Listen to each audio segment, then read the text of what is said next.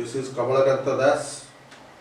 We are here to deliver regarding resolution.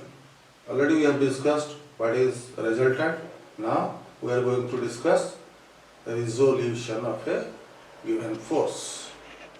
Already we have discussed regarding the resultant and now how the resultant is resolved into number of components, that is called resolution. हम लोग बहुत सारे चीज सुने resolution के बारे में. कभी कभी कहीं पे पंचायत पे बैठते हैं, रेजोल्यूशन लिखना है.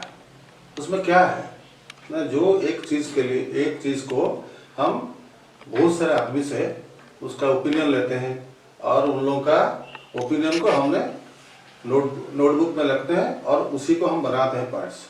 ये सेम थिंग है, इसमें कोई बड़ी बात नहीं है. डे टू डे लाइफ में हम जो यूज करते हैं उसी हिसाब से हम ये सब्जेक्ट एक्चुअली हमको डील करवाता है. So we have to follow what are the process, how to get the resolution of a given force, how many components when we resolve the force, how many components are coming out, whether they are justified each other or not. This is the fundamental things we have to follow. Okay, this is the income of your father. Okay, let it be 40,000. This is the income of your father. So this income is distributed among us, means among your brother, among the sisters, for grocery, for electric bill, for medicines, etc. It means this income, that 40,000 income is distributed or reserved into for brother, sister, grocery, electric bill. Let brother is taking 4,000 per month. Then sister is taking 3,000 per month. For grocery, we are investing 5,000. For electric bill, let it be 1,000 rupees per month. For medicine, that is 2,500, like this. So this 40,000 is break up or splitting up for brother, sister, grocery, electric bill, and for medicine. So this is called, according to mechanics, language of mechanics, this is called resultant. Already I have told you, this is called resultant. From resultant, we break up this income into number of expenses. These B, S, G, E and M all are called components. Okay? But actually, this is the day-to-day life cases. But actually a force can split into, suppose we know this is the plane Y and X. Let force is like here. Resultant force R, next an angle theta with the x-axis. So, according to mechanics, a force can be resolved into two components, maximum two components. One along x-axis, another along y-axis. So we can say Fx or Fy means all the forces along x-axis. When we resolve this force. Resolve this force R means you keep this force along this axis. You just keep it. How it is possible? Already you know. In your 8th standard, you know this is a right angle triangle. Yes or no? This is 90 degree. Let this angle be theta. This is hypotenuse. This is base. This is perpendicular. We have to write the base of the triangle in terms of h. That is how much? We know that cos theta equal to b by h. So b equal to h cos theta. H cos theta. It means when we keep h along the base, that is h cos theta. Similarly, in this case, when we keep r along the x-axis, this is r cos theta, which is called Fx. Getting my point? Similarly, we know from the triangle sin theta equal to p by h. So p equal to h sin theta. So p equal to h sin theta. Similarly, When we resolve this force along y-axis, this is r sin theta. This is Fy. Fx is r cos theta. From this, we may conclude that a force can be resolved, or as per your knowledge, the resultant, when you will resolve the resultant along x-axis and y-axis. A force can be resolved into two parts, one along x-axis, another along y-axis. So, if theta is with the line, that is the cos component, in front of theta, that is the sin component. This is the basic things you have to remember. Getting my point? For this, we can conclude a very good thing. See,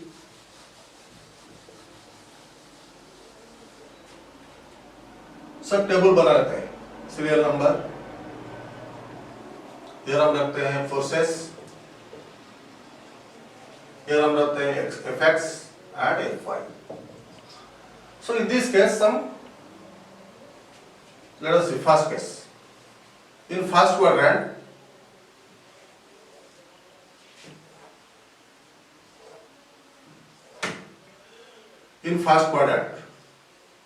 this is the force. Let F be the force.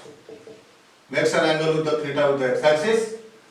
This is x-axis, this is y-axis. When we resolve the force F along x-axis, it will denote Fx. Whether it is positive or negative, we have to know the sign convention. In which direction we can take that force? Positive. If the force, though this has the direction, if we keep the F along x-axis, it approaches towards the right, taken as positive. So means along x-axis taken as positive, along same axis negative. So in this case, this is F cos theta, positive, because it approaches towards right. Similarly, if we resolve this force along y-axis, this is upward. Upward means positive. Taken as upward is positive and downward is negative. So this is F sin theta. Both are positive. This is the first case. Okay. Okay. Come to the second stage. Second stage means, so in this case, if we resolve this force along the x-axis, it will act towards left. Left means negative. Already is given here. Left means negative. Same F cos theta, negative. And in this case, if we resolve the force F along y-axis, approaching towards up, so positive. Okay? Okay. Now, the same force will act in the third quadrant. Serial number 3. This is x-axis. This is y-axis. The force is like this. This is F theta. Similar case, we resolve force along x-axis and y-axis. There are two components. So F along x. Then this is approaching towards left. So negative is here. This result is here. And in case of vertical or y-axis, when we resolve F approaching towards down, it means this is negative. In both the cases, minus F cos theta and minus F sin theta. Okay? Next, come to the fourth quadrant. Serial number 4. This is x, this is y. So force is acting like this, makes an angle theta with the x. Now we resolve the force F along x-axis, then along y-axis. What is the value of Fx? F cos theta? F cos theta. Positive or negative? No, positive. Why? Because it approaches towards right. Okay? Then again, this force is resolved into y-axis, approaching towards down. So down means negative F sin theta. So this is the basic part you already know actually. So this is the basic part. You follow it, and after getting this knowledge, you are able to solve any problem regarding resolution. Okay. So already we have resolved the forces. We came to know how a force is resolved into number of components. No number of components, only two components, one along x-axis, one along y-axis. Then we have to know what is the difference between components and resolved parts. Already I have given an example before you. So you have some idea regarding the components and the resolved parts. Already, though I gave you the idea of father's income. Father's income is divided into number of parts. Some part will take by his son, some part will take by his daughter, some part will take by the grocery, some part will be take by the electric bill, like that. But in this case, the components have not certain angle. That's why there is no such angle present in between the components. But resolved parts have angle. That is, you already know, that is 90-degree rectangular coordinate. Rectangular coordinate. The angle between the resolved parts is nothing but 90-degree. This is the first point. Second point, number of components resulted from a single force is not fixed, but number of resolved parts is 2. Already we have discussed. It means number of components may generate when we resolve a force, but number of resolved parts is only 2. One along x-axis, another along y-axis. And the next point, components obtained from resolution always varies, but resolved parts of a particular force along any direction is always fixed. When you resolve on the blackboard, you have seen that particular direction there along x-axis and along y-axis. This is the third point. Next. Already we have solved some idea, we have gathered some idea regarding resolution. What is the principle behind it? Now the algebraic sum of resolved parts of a number of forces in a given direction, either it may be x or may be in y, is equal to the resolved parts of the resultant in same direction. इसका मतलब ये है, अगर हम x axis पे resolve कर रहे हैं तो सिंगल फोर्स था इसलिए हमारा आइडिया नहीं आ रहा है, लेकिन अगर 2-3 फोर्सेस होते हैं तो जितना फोर्स को हम रिजॉल्व करेंगे, तो let us take an example on the black board. It's easy for you. See, suppose this is your y-axis and x-axis. Here is a force F1, another force is F2. Getting my point? F1 makes an angle θ1 with the x-axis, F2 makes an angle θ2 with the x-axis. Now we have to find out the resolved parts. F1 and F2 resolved parts along x-axis and along y-axis. I have to write Fx. Fx means what? Fx means all the forces along the x-axis. कितना forces है? 1 and 2. So we have to resolve these two forces along x-axis. Come to here. When we resolve the F1 along x-axis, that is nothing but F1 cos theta. F1 cos theta 1. Whether it is positive or negative?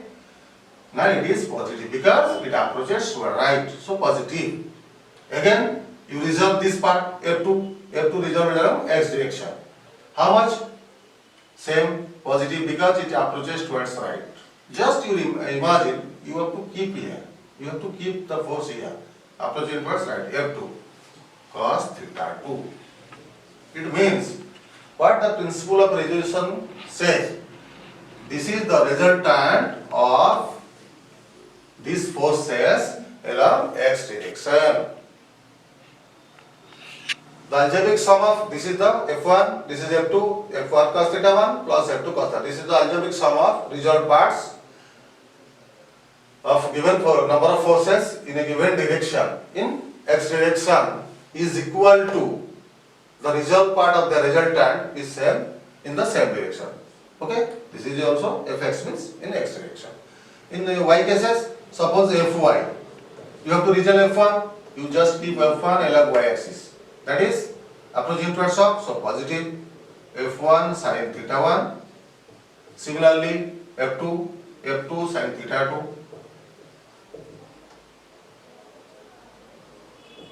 2. It means the algebraic sum of these two gives the resultant, that is fy.